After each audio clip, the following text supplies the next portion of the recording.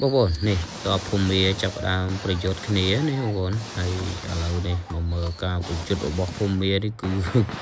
អស្ចារ្យណាស់បងប្អូនអើយដូចគ្មានលៀនឋានគ្មានអីឡើងទៅវាយយកបងប្អូនហើយដាក់ជាមួយនឹងតប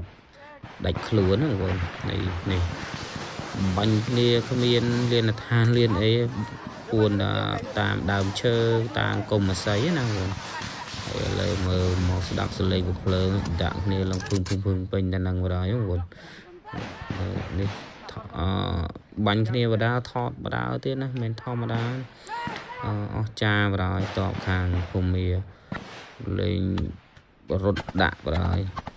ហ្នឹងបងប្អូនឥឡូវនេះ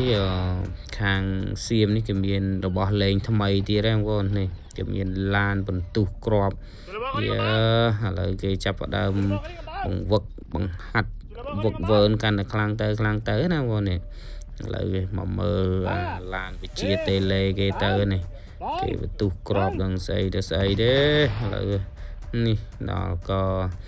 របស់សៀមវាចេះតែឆ្នៃអីដើម្បីទុក